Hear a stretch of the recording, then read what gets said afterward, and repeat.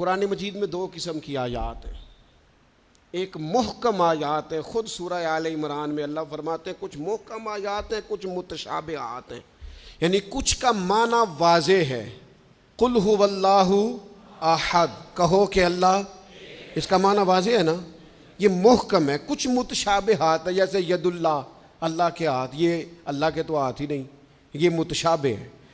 اللہ فرماتے ہیں کچھ آیتیں محکم ہیں، کچھ متشابہ، وہ جن کے دلوں میں کجی ہے نا، جن کے دل ٹیڑے ہیں، وہ متشابہ کے پیچھے پڑتے ہیں، متشابہ کے۔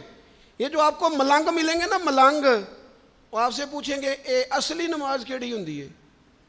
سبحان اللہ، انہوں نے آکھو وہی جڑی 5 ویلے پڑھی دی ہے، وہ پتہ نہیں ان اصلی کیڑی لئی پھر دینے۔ یہ متشابہ باتوں کے پیچھے۔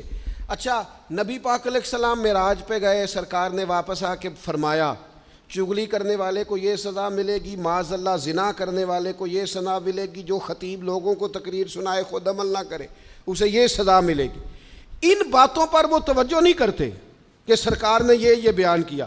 فرمایا میں دیکھ کے آیا ہوں سود کھانے والے کو یہ سزا ملے، اس پر توجہ نہیں۔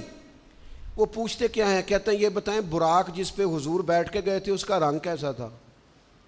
میں آپ کو راز کی بات بتاؤں، معراج میں کیا کیا باتیں ہوئی تھیں؟ او بھائی تو رہنے دے، تیرے پاس جو محکم باتیں ہیں تو ان پہ عمل کر۔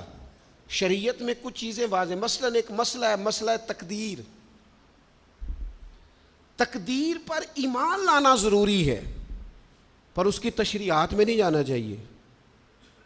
یہ تقدیر کا یہ مسئلہ کیسے ہے، یہ مسئلہ کیسے ہے، اس میں جانے سے نبی پاک نے منع کیا، لیکن لوگوں کو عادت ہوتی ہے وہ باتیں چھیڑنے کی جن کو چھیڑنے سے شریعت نے روکا ہے، وہ چھیڑتے ہیں۔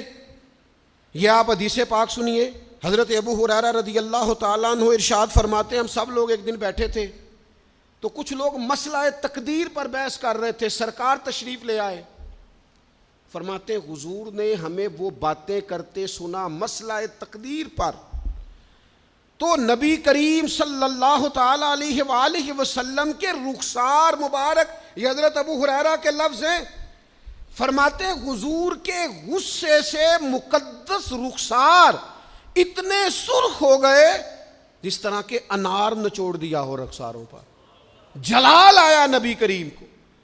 اور رسول اللہ صلی اللہ تعالی علیہ وآلہ وسلم نے ارشاد فرمایا تم سے پہلے لوگ اس لیے ہلاک کر دیے گئے کہ وہ ایسی باتوں پر بحث کرتے تھے جن پر بحث کرنے سے اللہ نے منع فرمایا ہے۔ اور حضور فرمانے لگے کیا میں اس لیے مبعوث ہوا تھا؟ کیا تمہیں اس لیے حکم دیا گیا تھا کہ تم بحث کرو گے مسئلہ تقدیر پر؟ متشابہ میں الجھ گئی ساری قوم، ایسی باتیں ڈھونڈ ڈھونڈ کے لاتے ہیں، لوگ ان کا مزہ لیتے ہیں، کہتے ہیں جی یہ بات تو سارے مولوی کرتے ہیں، انوکھی بات کریں۔ انوکھی بات کون سی ہوتی ہے؟ بات وہی ہے جو اللہ نے قرآن میں بیان کی ہے، رسول پاک نے اپنے فرمان میں بیان کی ہے۔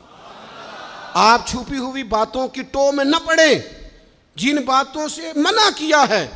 2 دفعہ قسم اٹھائی ہے نبی پاک نے، 2 دفعہ رسول اللہ صلی اللہ تعالی علیہ وسلم نے قسم اٹھا کے فرمایا میں تمہیں قسم دے کے کہتا ہوں مسئلہ تقدیر میں بحث نہ کرنا، میں تمہیں قسم دے کے کہتا ہوں مسئلہ تقدیر میں بحث نہ کرنا۔ او خدا کے بندو، جن باتوں سے ہمارے نبی پاک نے ہمیں قسمیں دے دے کے روکا ہے ان باتوں میں الجھتے ہو۔ معرفت دی گل، معرفت کی ہوندی ہے؟ معرفت وہ ہے جو تمہیں قوال بتائیں گے، گویے بتائیں گے تمہیں معرفت۔ ہمارا قوال جی رات کو جی وہ توحید بیان کرتا ہے، وہ کفر بکتا ہے ظالم، اور تم کفر سنتے ہو۔ توحید وہ ہے جو میرے اللہ نے قرآن میں بیان فرمائی ہے، قل هو اللہ احد اللہ الصمد لم یلد ولم یولد ولم یکن لہ کفوا احد۔ اللہ نے بیان کر دی ہے، کسی قوال سے سننے کی ضرورت نہیں ہے۔ اس لیے تصوف اور طریقت کی اصل کو سمجھے آپ، ہم ملنگوں سے باتیں سنیں گے؟ تو میرے عزیز کبھی بھی ان چکروں میں نہ پڑے، متشابہات میں آپ الجھ گئے۔